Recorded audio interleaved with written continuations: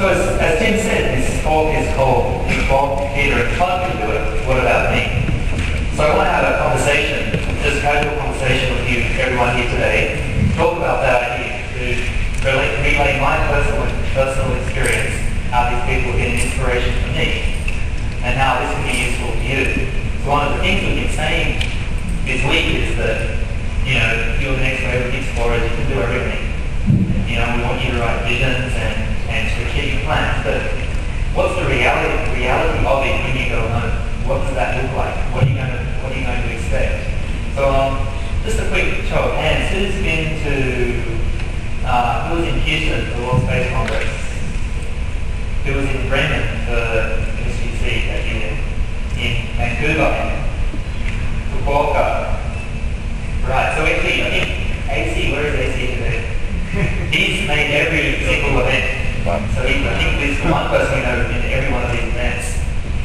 So for example, as we mentioned before, in 1999, the United Nations organised the Space Generation Forum, and that ran, I think, for 3 or 4 times. So what happens when somebody like the United Nations stops funding an event like that, and a group of young people decide they're going to do it themselves? What does that look like, and how does that, over 5 years, become this?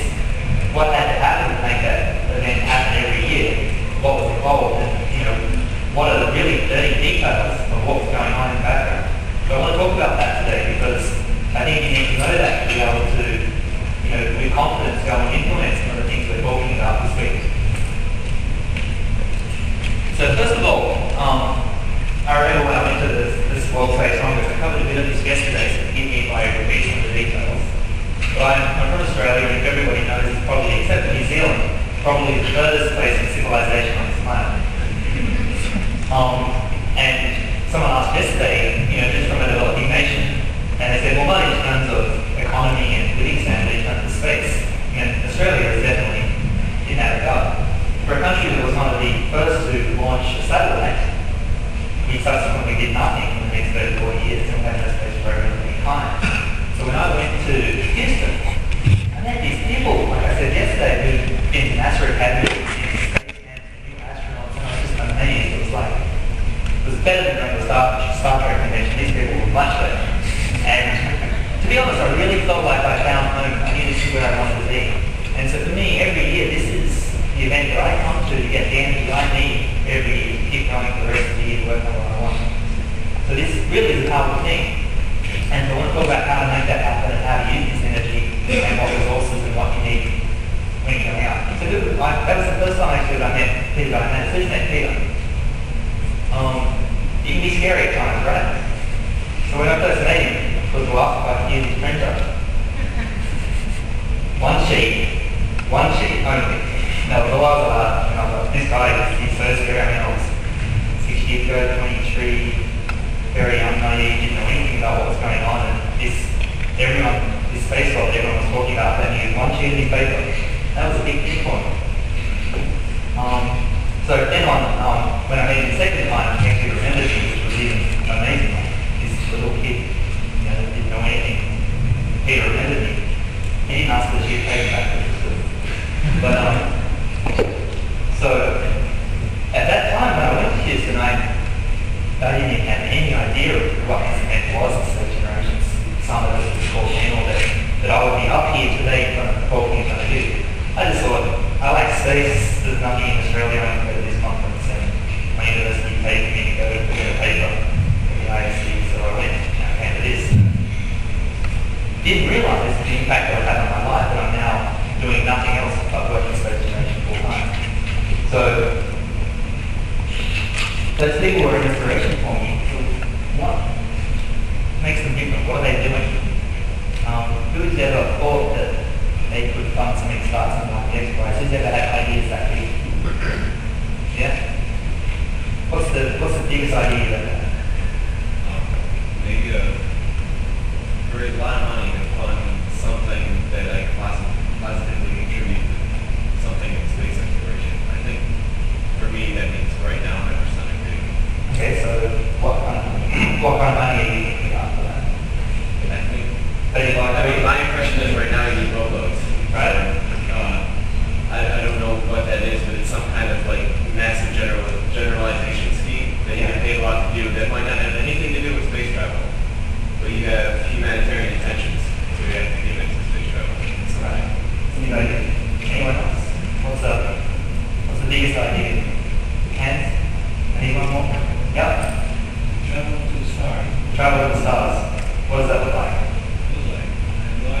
been there. Right. I mean, what do you see? What do you see? If you were to put that together, I mean, how can you, when you're laying in bed at night thinking about space and the stars, what do you see? Usually I think of how to build spaceships and fly them. Right. So what are the in-between steps? I mean, do you ever imagine that you could follow those steps? Oh yes. Okay. I'm studying physics and looking into different types of propulsion systems, which are normally How do you feel about that? Are you worried? Are you scared? Or No, that's really cool. it's very cool. Yeah. Do you think you'll get there? Sure. Okay. Cool. So also I realized that not everybody thinks on that big level. SGC is global, but it's local. It's top down and it's bottom up. So some of you want to go to space. I've talked to people who come to this event before and say they don't want to go to space.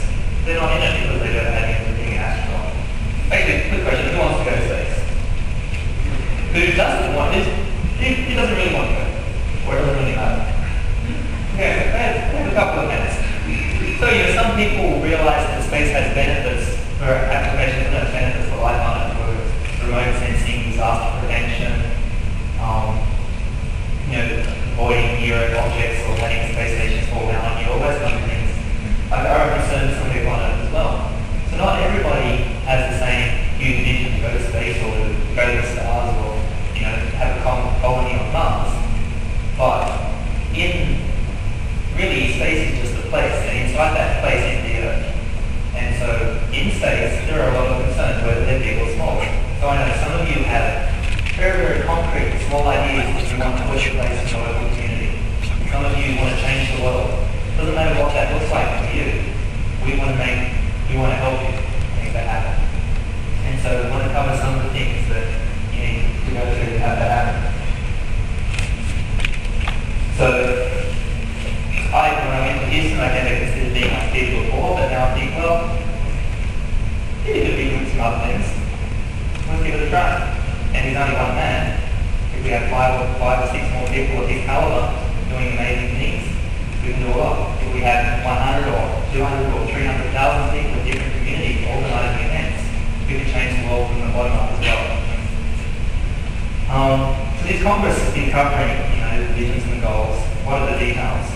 So one of the big shocks to me was, at the end of this conference, we'll also ask you who wants to help out next year. So I put up my hand in the last one.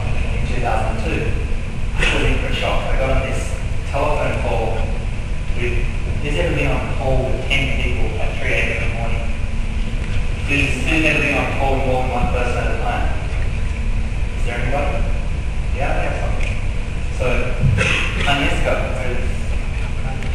your first telecom was last week, wasn't it? A week before. Right, 2 weeks ago, yeah. How was that? I was freaked out. But it's good experience. You just kind of need to know when to talk or not to, and not breathe too much. No, even now we still have somebody, I don't know who it is, they never admit it, but somebody who's a very extra on the telephone. We have 10 people, some people are calling over voice over IP on very low bandwidth lines. We're trying to hear them somebody. Or it's not me, I promise. Sometimes I'm afraid I'm going to pass out because I'm not even breathing anymore because I'm so scared.